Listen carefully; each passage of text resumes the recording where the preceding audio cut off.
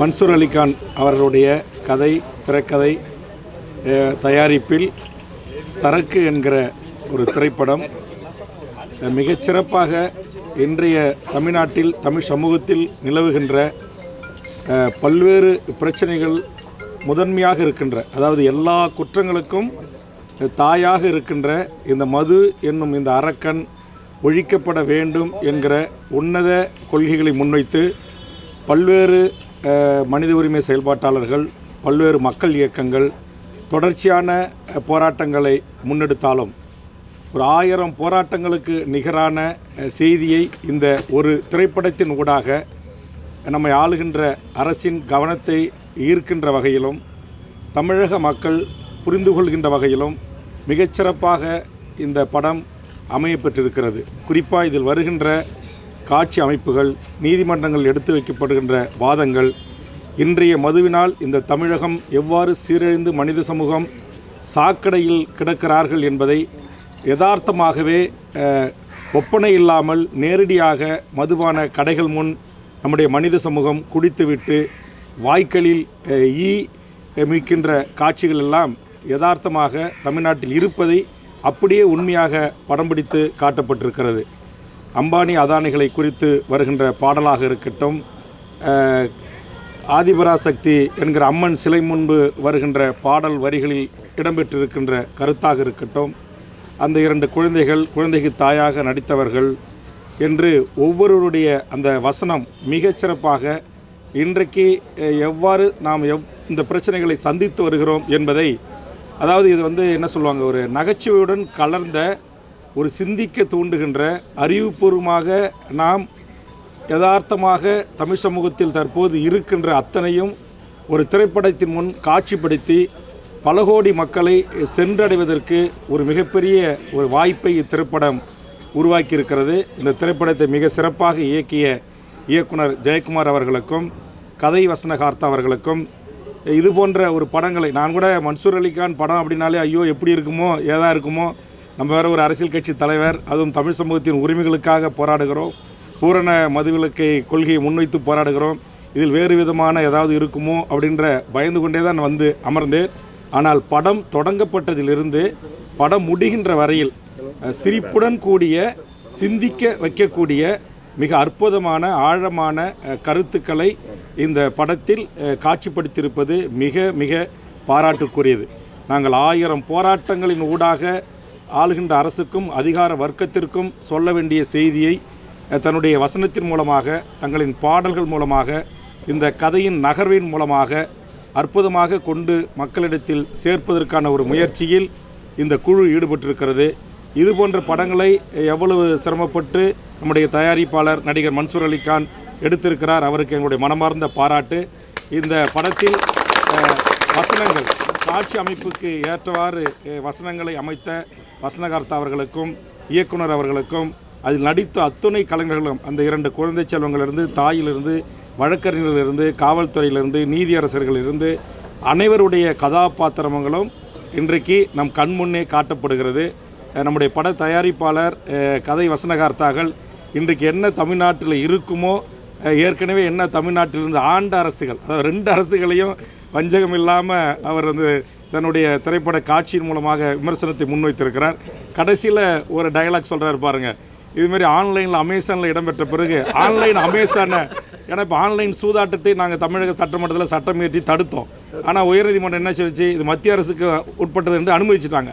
அதனால் இப்போ அமேசான் மூலிமா சரக்கு வைக்கிறதுக்கு அனுமதிச்சிருக்காங்கன்ற செய்தியை கேட்ட உடனே நச்சுன்னு ஒரு கருத்தை சொல்கிறாரு, இனி நீ மத்திய அரசு ஒன்றிய அரசு ஏற்று போராட வேண்டியதா அப்படின்னு சொல்கிறாரு. ஆக எல்லா அரசுகள் என்றால் எந்த அரசுகள் தவறு செய்தாலும் தவறுதான். இந்த நாட்டின் குடிமக்கள் இந்த குடிக்கு அடிமையாகி பிள்ளை செல்வங்கள், மாணவர்கள், எதிர்கால தலைமுறை, தமிழ் சமூகம் எப்படி சீரழிகிறது என்பதை இந்த படத்தினூடாக மிக விரிவாக இஞ்சி பை இஞ்சா சிறப்பாக காட்சி அமைக்கப்பட்டிருக்கிறது. அதற்காக பட தயாரிப்பாளருக்கும் இயக்குனருக்கும் இந்த படத்தில் நடித்த அத்துணை கலைஞர்களுக்கும் எமது தமிழக வாழ்வுரிமை கட்சியின் சார்பாக, பூரண மதுவிலக்காக தொடர்ச்சி போராட்ட களத்தில் இருக்க இயக்கத்தின் சார்பாக மனமார்ந்த பாராட்டுக்களையும் வாழ்த்துக்களையும் தெரிவித்துக் கொள்கிறேன். நன்றி. ஏராளமான படங்கள் வந்திருக்கு. ஆனால் இந்த சரக்கு படம் ரொம்ப யதார்த்தமாக இயல்பாக இருக்குது மட்டும் இல்லாமல் காட்சிக்கு காட்சி கைத்தட்டலுங்க படத்தில். எனக்கு சமீப காலமாக நிறைய படங்களை பார்த்துருக்குறேன். இப்போ ஓடிடிலாம் கூட பார்க்குறேன். ஆனால் சரக்கு படத்தை கண் இமைக்காமல் பார்த்துருக்கிறேன்னா அது காரணம்னா அந்த காட்சி வடிவமைப்பு ரொம்ப நல்லா பண்ணியிருக்காரு. மன்சூர் அலிகான் வந்து ரொம்ப இயல்பாக நடிச்சிருக்கிறாரு. நான் வந்து பாட்டாளி மக்கள் கட்சி சார்பாக பேசுகிறேங்க. காரணம் என்னென்னா, பாட்டாளி மக்கள் கட்சி இந்த முழுமையான மதுவிலக்கு வேண்டும்னு சொல்லிட்டு கடந்த 45 ஆண்டு காலமாக போராடிட்டு இருக்குது. ஆனால் அவர் சொன்ன மாதிரி ஆயிரக்கணக்கான போராட்டங்கள் செய்தாலும் கூட இந்த ஒரு படம் அந்த சாதனையை முறியடிச்சிருக்குன்னு தான் நான் சொல்லுவேன். உண்மையிலே யதார்த்தமாக இருக்குது, சிறப்பாக இருக்குது. அதுவும் நீதிமன்ற காட்சிகள், இதுவரையில் நீதிமன்ற காட்சிகள் இந்த படத்தில் இடம்பெற்ற மாதிரி வேறு எந்த படத்துலையும் இடம்பெறல. அதுக்கு உண்மையாகவே நான் பாராட்டுகளை தெரிவித்துக் கொள்கிறேன். அதுலேயும் வசனங்கள் வந்து பார்த்திங்கன்னா, இப்படிப்பட்ட வசனங்களை வேறு சமீப காலத்தில் எந்த படத்துலையும் நான் பார்த்தது கிடையாது. அதுவும் துணிச்சலும் தைரியமும், இந்த படம் எடுக்கிறதுக்கு ஒரு துணிச்சல் தைரியம் வேணும். ஆனால் இதை எப்படி அனுமதிச்சாங்கன்னு தெரிஞ்சுன்னா, உண்மையிலே அந்த அனுமதி கொடுத்தவங்களுக்கும் நம்ம பாராட்டணும். இல்லை ஆனால் தமிழ் சினிமாவில் மட்டுமல்ல, இந்திய சினிமாவிலேயே யாருக்குமே இல்லாத தைரியம் மன்சூர் அலிகானுக்கு வந்திருக்குது. அதுவும் இன்னைக்கு இந்த படத்தை ரொம்ப அற்புதமாக பண்ணியிருக்காரு இயக்குனரை. நான் பாராட்டாமல் இருக்க முடியாது. ஜெயக்குமாருக்கு என்னுடைய பாராட்டுகளை தெரிவித்துக் கொள்கிறேன்.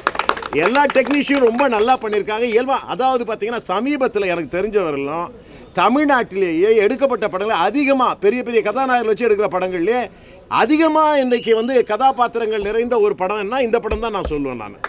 நான் எவன் காலிலே விழுந்ததில்லை, ஐயா மன்சூர் அலிகான் காலில் இன்னைக்கு விழுந்திருக்கேன் என்று சொன்னால் உண்மை பச்சை தமிழன் மன்சூர் அலிகான்.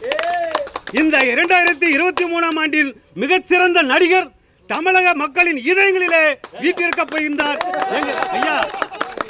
அதாவது அருமையான படம். கும்மிடிப்பூண்டி முதல் குமரி வரை பார்க்க வேண்டிய அனைத்து 8 கோடி தமிழர்களும் பார்க்க வேண்டிய படம் சரக்கு. அட்வொகேட் சார் இருங்க சார், நாங்கள் இருங்க சார், அட்வொகேட் சார் நாங்கள் இருங்க சார், நீங்கள் எடுங்க சார், இல்லை சார் நீங்கள் எடுங்க, இல்லை இல்லை நீங்கள் எடுங்க, நீங்கள் எடுங்க, நாங்கள் வேலை இல்லைங்க சார், நீங்கள் எடுங்க, நீங்கள் எடுங்க, நான் வேலைன்னு சொல்லலை, நீங்கள் எடுங்கன்னு சொல்ல, நம்ம வேலைன்னு சொல்ல. அட்வொகேட் நீங்கள் ஒரு அட்வொகேட் ரோலாக இருந்து, இல்லை இல்லை நீங்கள் ஒரு அட்வொகேட் ரோலாக இருந்து நீங்கள் அப்படி செய்யக்கூடாது. இல்லை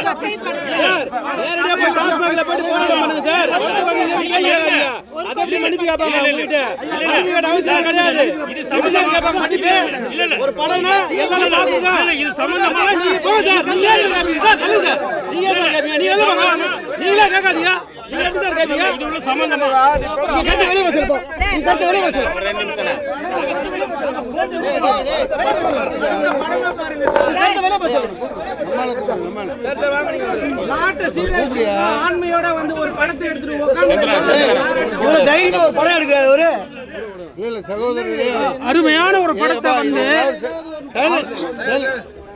ஏதாவது யார் அனுப்பிச்சிருப்பாங்கன்னு தெரியும் அவங்களுக்கு. தீபாவளிக்கு பொங்கலுக்கு 467 கோடி 500 கோடி டார்கெட் பண்ணாங்க தமிழக அரசாங்கம். இந்த படத்துக்கு 1000 கோடி டார்கெட் பண்ணோம். தமிழ்நாடு மது குடிப்போர் 1000 கோடி டார்கெட் பண்ணோம். தமிழக அரசு தீபாவளிக்கு 460 கோடி, பொங்கலுக்கு 500 கோடி டார்கெட் பண்றாங்க. மது பிரியர்கள் நாங்க 1000 கோடி டார்கெட் பண்ணுவோம். 1000 கோடி டார்கெட் பண்ணுவோம். சரக்கு வாழ்க.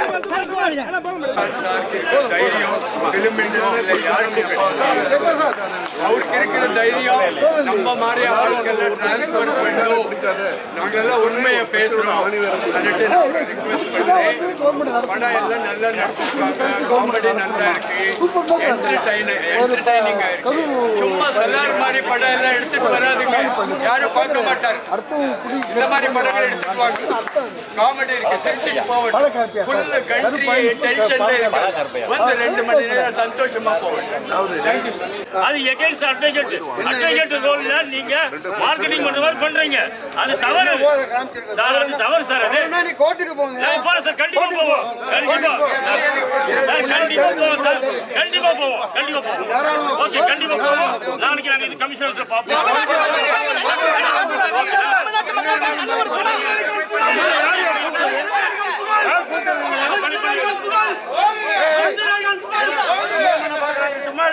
பாட்டில்ங்கிற ஒரு ஸ்டிக்கர் வந்து அட்வொகேட் லோபோ வருது. அவசியம் இவர் அட்வொகேட்டாக இவர் ஒரு ரோலில் நடிக்கிறாரு. அப்போ அட்வொகேட் ரோலில் நடிக்கக்கூடிய இடத்துல வந்துட்டு அந்த ஒரு சிறந்த கதாபாத்திரத்தை அவர் காட்டணும். அட்வொகேட்டாக அவர் காட்டல. அட்வொகேட் ரோலில் நடிச்சுட்டு அதில் வந்து அந்த சாராய பாட்டில் வந்து அட்வொகேட் ஸ்டிக்கர் லோபோ இருக்குது. அதை நாங்கள் வந்து அப்ஜெக்ஷன் பண்ணுறோம். அந்த நெக் பேண்டு அதில் வந்து அப்ஜெக்ஷன் பண்ணுறோம். அந்த நெக் பேண்டோட ஸ்டிக்கர்ஸ் ஒன்று இருக்குது. எங்களோட அட்வொகேட்டோட ஃபண்டமெண்டல் சார் சென்சார் போர்டில் எல்லாம் பார்த்து தான் சார் வண்டியை படத்தை ரிலீஸ் பண்ண கொடுக்குறாங்க. சென்சார் போர்டில் இருங்க சார், இதெல்லாம் நீங்கள் சென்சார் போர்டில் கேட்கணும் சார். போய் இப்போ படம் ப்ரெஸ்ஸில் வந்து சம்பந்தமா இல்லை சார், நீங்கள் ஒரு படத்தை வந்து ரிலீஸ் பண்ணுறதுக்கு உங்களை யார் கூப்பிட்டாங்களே அவசியம் இல்லை சார். சார்? இது இல்லை இல்லை, உங்களை யார் உள்ள கூப்பிட்டாங்க? உங்களை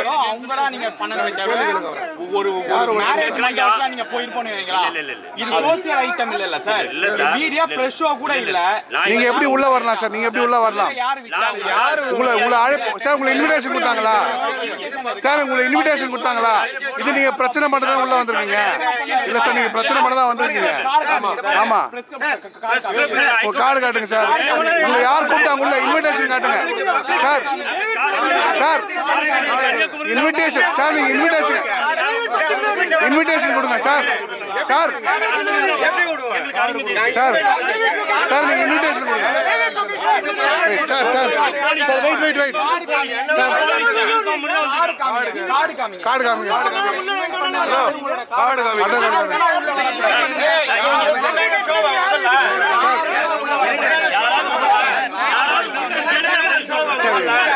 அண்ணா அண்ணா அண்ணா இருங்க, அண்ணா அண்ணா அண்ணா இருங்க இருங்க.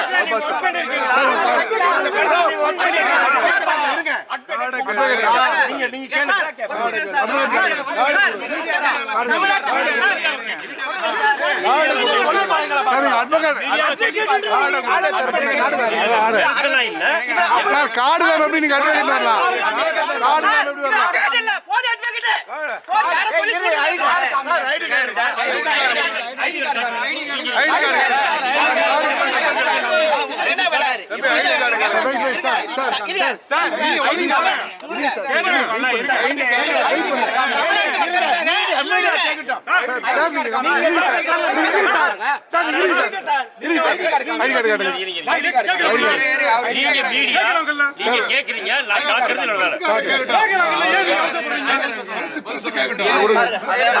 இதை காமிங்கப்பா கேமரா.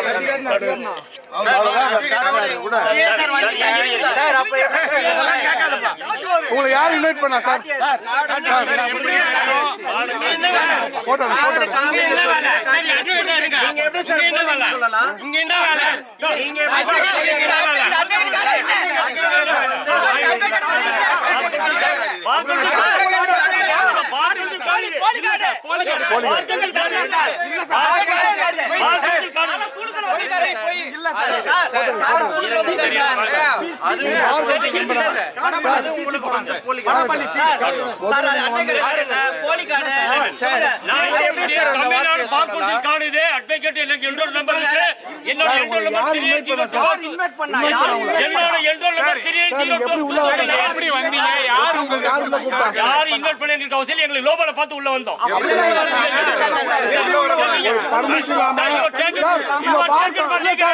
நீங்க பார் கவுன்சில் மெம்பர்ல நாங்க உள்ள வரலாமா?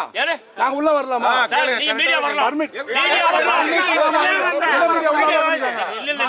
அது தப்பு, அது தப்பு, அது தப்பு சார். நீங்க முதல்ல இன்வைட் இல்லாம வந்து தப்பு முதல்ல உள்ள எந்த வீட்டுல வைக்கிற போன்ல சொல்றீங்க.